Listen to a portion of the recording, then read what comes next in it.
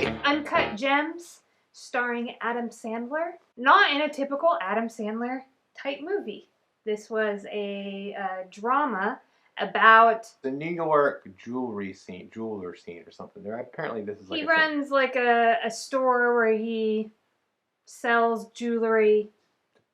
Doesn't all seem like he's ethical. It's like a lot of crime going on and whatnot. Yeah, so he's involved in weird cultures, a lot of cultures combining to do weird things is what I'm trying to say. Gambling, and he sells jewels and watches and jewelry and different things. Has a difficult relationship with his family, with his girlfriend. Kind of a gritty drama, but done in a little bit of a different way. And so we went and saw this movie. And Kelsey, go, wait, or skip? I'm going to say skip this movie. And with the caveat that I can see that the movie was well made. Happy for Adam Sandler's performance in the movie. I thought he did a great job. Just not the movie for me. I feel like this movie had characters. Anyway, it just showed a lot of dysfunction and disorder, of which I've seen a lot of in my life already.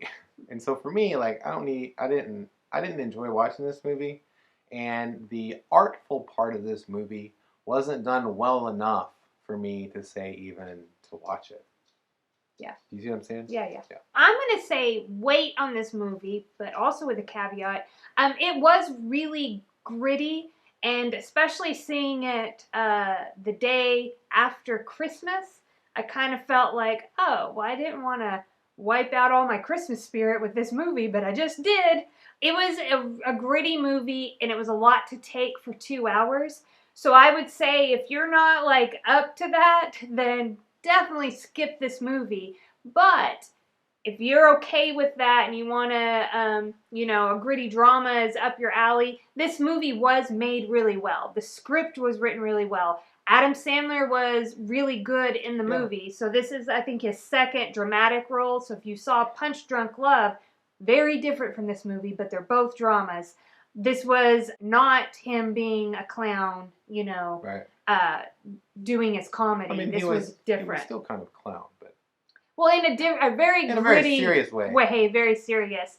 In a poor choices type of way. It had a very interesting score, and some of the choices with the camera work I found very interesting. It was really well made. And I found some of them disturbing. Same choices. Yeah. So now let's get into spoilers. Okay, big spoiler here. This is not a prequel to Mr. Deeds, which I thought it was going into it. I was like, what's going on here? I guess you could think about it as somebody dealing with vices and greed and different things. No. Anywho. Hey, listen, was this movie really only 2 hours? Because it seemed like forever. That's my question. I don't know. I don't remember the runtime for this movie. I was like, it seemed like a 2 hour and 42 minute movie. I just know that good 30 minutes before the movie was over. I was like, is this movie about to wrap up here? But no, it still had much to do. And so I feel like I recognize this movie. Let me tell you what I like about this movie. Okay. This movie depicts real life situations and types of real people. And it did so with a lens of truth on these people that live in our world. And in and of themselves, whenever we present the truth, it's good because people were made and this is how life is. I would say furthermore, I think sometimes it might be easy for some of us in society to maybe look down on people who have lives like this. And especially in a movie... almost where we don't treat them like human beings. The filmmaker then has a choice to make. Do I give that lens to this, or do I just show something for what it is and give a kind of respect to it as just how it is? Like documenting it. And the filmmaker did that, and I love that because I love the capturing of the human experience. Yeah, you just put something out there and you're like, here's truth. There wasn't an agenda put on top of this movie. It wasn't like, oh, you should think this is really immoral, and it wasn't like that at all. It was just like, here it is. And I like that too. I also like the performances in the movie. I thought the actors did really well. I liked what they tried to do with the score, and I liked what they tried to do with some of the choices they made with the camera and doing stuff like that. So the score reminded me of I don't know, a late 80s, early 90s science school special. Like, it was like, woo, I can't recreate it for you, but like, it was really interesting choice to be made in the film. I also thought it was interesting how it used real life people and or person in the terms of Kevin Garnett, who was in the movie, playing himself back 10 or 15 years ago, whenever this movie took place. And then using footage 2012 from the actual NBA Finals that Kevin Garnett played in. I thought that was, I like that. I mentioned earlier, this movie was a lot to take for 2 hours. And so basically, for me, it was repeatedly observing the protagonist. Is he the protagonist? Yeah. Okay. I mean, like, he's not the hero, but like he's the main character of the film, played by Adam Sandler, repeatedly just saying yes to his vices, like over and over again. And it was a lot to take for 2 hours. And his vices were around gambling and that rush you get. And I understand that some people have that addiction. And because I live in this addiction and recovery world for my own addictions, I guess, like, for me watching this, I'm like, I already encountered this all over my life. See these stories play out in real life, exactly kind of like it did in this one, where eventually you run out of chances. And so I feel like I have to say skip it, because for me, I see enough of that. I think it did display, and it was an interesting story, and like things happened in the movie. It wasn't a bad movie. It was a very well-made movie that just didn't really hit it for me. Like, it wasn't for me. Well, what was interesting to me was that by the end of the movie, I was like, oh, he's not just somebody that like has fun with gambling.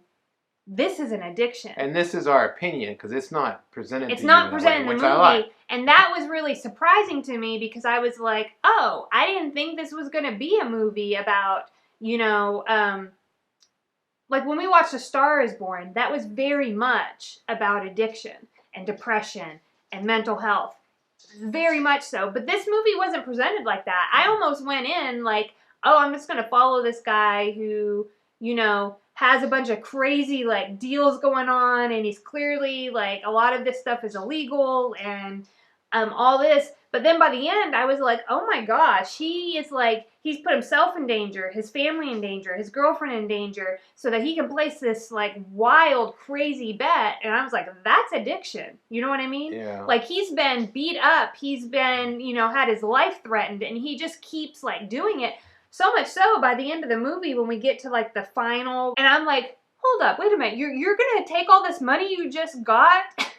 Kevin Garnett just purchased this stone from you, and you're not gonna pay your debts to these people that want to kill you? Like, I like couldn't believe it. Like, I had followed him for so long that I was like, wait a minute, you didn't have your rock bottom?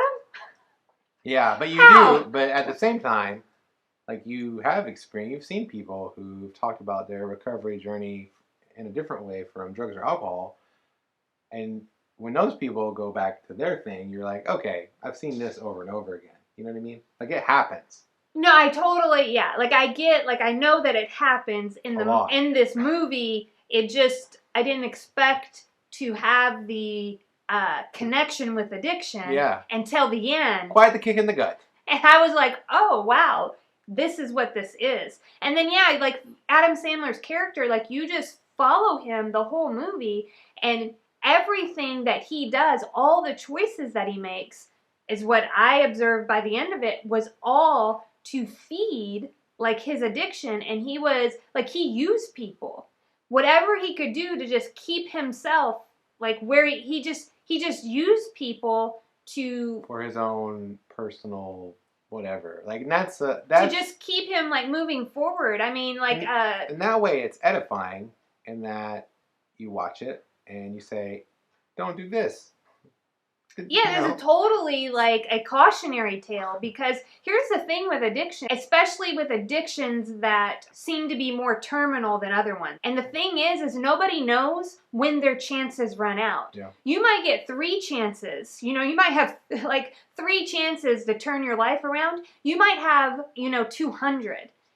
this guy, just in the course of this movie, kind of had a lot. As I expressed, I could not believe that he gave away like what ended up being his last chance. Yeah. And it was all these things that kind of culminated, and then that was it. Like, and so definitely it was a hard movie. There wasn't a happy ending.